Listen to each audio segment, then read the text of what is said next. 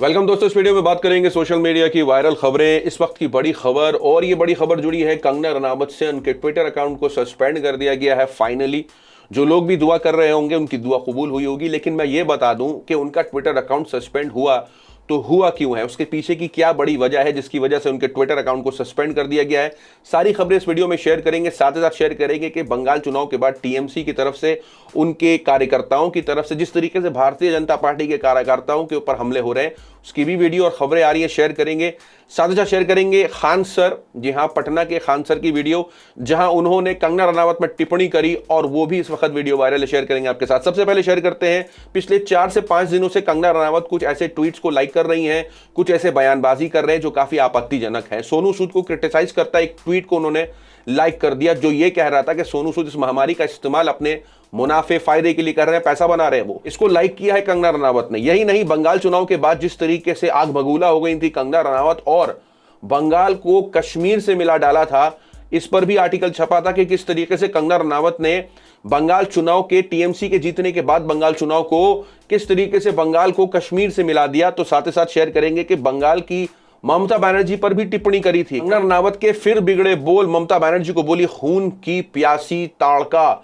Social media पर जिस वजह से उनके ट्विटर अकाउंट को सस्पेंड किया गया है वो कल के सारे हमले की खबरें। बंगाल से बड़ी खबरें आ रही हैं जब बंगाल के टीएमसी सपोर्टर्स, कार्यकर्ता किस तरीके से भारतीय जनता पार्टी के कार्यकर्ता, उनके सपोर्टर्स और उनके ऑफिसेस को आग लगा रहे हैं। जिस तरीके से हिंसा की खबरें आ रही हैं, दिल दहल सकता है। जिस तरीके की वीडियोस भी वायरल हो रही हैं और पत्रकार जिस तरीके से उसको रिपोर्टिंग कर रहे हैं, इस पर लोग अपनी तरफ से आपत्ति जता रहे हैं, ममता बनर्जी के ऊपर सवाल खड़े कर रहे हैं और बोल रहे हैं कि इसके लिए बंगाल ने आपको नहीं चुना था।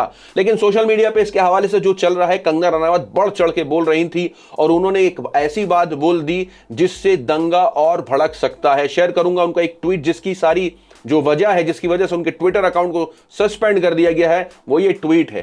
कंगना रनावत ने लिखा, this is horrible, we need to super गुंडाई टू किल गुंडाई, she is like an unleashed monster, to tame her Modi ji please show your विराट रूप फ्रॉम अर्ली 2000। मतलब मोदी जी को कह रही हैं कि आप अपने शुरुआती वक्त यानी सन 2000 वाले रूप में आ जाइए और हुंडे को हुंडे की तरह जो है जवाब देना है। और ममता जो है वो monster, she is like an unleashed monster, और उनको मोदी जी ही जवाब दे सकते हैं। तो उन्होंने जिस पर ट्वीट किया वो बंगाल में हो रहे मामले पर है।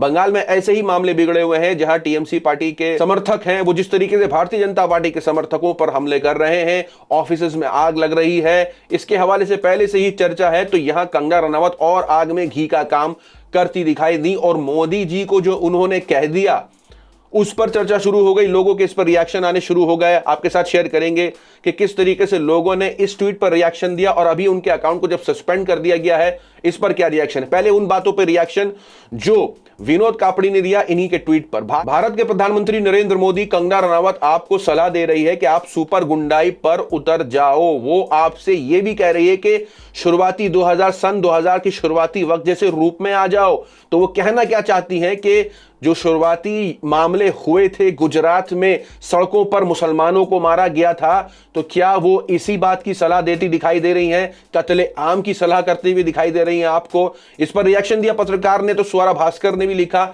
इस ट्वीट पर, इन विच Kangana Ranaut calls Modi ji right mongers. मतलब अपने ट्वीट में मोदी जी को बताया कि जो है उनको अपने शुरुआती वक्त में आ जाना चाहिए, सन 2000 में जैसे थे वो, और ममता दीदी को ऐसे ही जवाब देना चाहिए जैसे इस वक्त हो रहा है। तो ये भड़काते हुए जिस तरीके से उन्होंने ट्वीट किया, सोशल मीडिया पे लोग काफी नाराज होने लगे और उनको जो जवाब देने लगे वो मैं आपके साथ शेयर करूंगा। क्योंकि भारतीय जनता पार्टी जब वहां पर प्रचार कर रही थी और जिस तरीके से वहां के नेताओं के बयान आ रहे थे भारतीय जनता पार्टी के, लोग असल उनके साथ ये शेयर करने लगते हैं कि भारतीय जनता पार्टी खुद ऐसे बयानबाजी करती है, रैलियों में उतर करके और इलेक्शन के दौरान ऐसे ऐसे बयान करते हैं। मैं शेयर करूंगा योगी आदित्यनाथ का बयान, लोग ये शेयर कर रहे हैं कंगना रनावत के साथ उस वक्त जब तक उनका सस्पेंड नहीं हुआ था ट्विटर अकाउंट, लोग उनके साथ शेयर करते दिखाई दिए उस वक्त कि तुम ममता बनर्जी को गुंडा कह रही हो और किस तरीके से भारतीय जनता पार्टी खुद ऐसी बातों का इस्तेमाल करते हैं। TMC goons listen carefully, after the counting of votes we will teach you a lesson, said Uttar Pradesh CM Yogi Adityanath. यानी योगी आदित्यनाथ जो कि उत्तर प्रदेश के चीफ मिनिस्टर हैं, वो बंगाल जाकर के टीएमसी के लोगों को, उनको गुंडा बुलाते हैं और कहते हैं कि तुम तैयार हो जाओ, जैसे ही वोटिंग खत्म होगी, काउंटिंग खत्म होगी वोट्स की, उसके बाद हम तुम्हें सबक सिखाएंगे। यही नहीं, वहां के chief, Bharatiya Janata party Bengal chief Dilip Ghosh ने कहा टीएमसी के गिरोह के लोगों को कि अपना रास्ता बदल लो, नहीं तो तुम हॉस्पिटल में, नहीं तो शमशान में पाए जाओगे। तो आप ही सोचिए कि किस तरीके से भारतीय जनता पार्टी जब रैली करती है और इलेक्शन से पहले ऐसे बयान आते हैं तो उसका कॉन्सिक्वेंसेस क्या होगा। तो लोग इस सारे खबरों के जो आर्टिकल्स हैं वो कंगना रनावत को शेयर करने लग जाते हैं कि तुम बोलना क्या चाह रही हो कि वहां पर इसी तरीके के हालात पैदा हो जाएं। इन्हीं सारी बातों पर साकेत गोखले जो कि आरटीआई एक्टिविस्ट हैं, उनकी तरफ से एक ट्वीट आता है जो ये सारी जो गुंडागर्दी हो रही है बंगाल में, जहां टीएमसी के कार्यकर्ताओं पर ये इल्जाम है कि वो बंगाल के कार्यकर्ता भारतीय जनता पार्टी के कार्यकर्ताओं के ऊपर हमले कर रहे हैं, ऑफिस में आग लगा रहे हैं। तो उनका इस पर ट्वीट आता है, वो कहते हैं कि this sudden propaganda about violence against BJP in West Bengal and a national-wide dharna less than 24 hours after election results in a Modi-Shah ploy for finding a reason to impose president's rule. Don't fall for the propaganda of these monsters and beware of what you are abetting. मतलब कि ये सारे जो दंगों की खबरें बंगाल से आ रही हैं, ये कहीं ना कहीं भारतीय जनता पार्टी की ही साजिश है, और ये साजिश के पीछे कारण ये है कि वो वहां पर प्रेसिडेंट रूल लाना चाहते हैं, प्रेसिडेंट के तौर तरीके से वहां पर अपनी सरकार में कहीं ना कहीं दबदबा बनाना चाहते हैं। तो ऐसे जो है मामलों में बच के रहें, सतर्क रहें। इन सारे मुद्दों पे साकेत गोखले का भारतीय जनता पार्टी पे हमला आता है कि ये भारतीय जनता पार्टी खुद करवा रही है, उनकी अपनी साजिश है। सोशल मीडिया पर ये हुआ कल रात तक, तो सुबह खबर ये आ गई कि कंगना रनावत के जो ट्विटर अकाउंट है और उनके जो बयानबाजी वो सारी की सारी डिलीट हो गए, उनका अकाउंट ही सस्पेंड हो गया। इस पर रिएक्शन देते हुए ध्रुव राठी ने लिखा, finally कंगना's account suspended by Twitter. She was not just inciting violence but also praising and encouraging a genocide.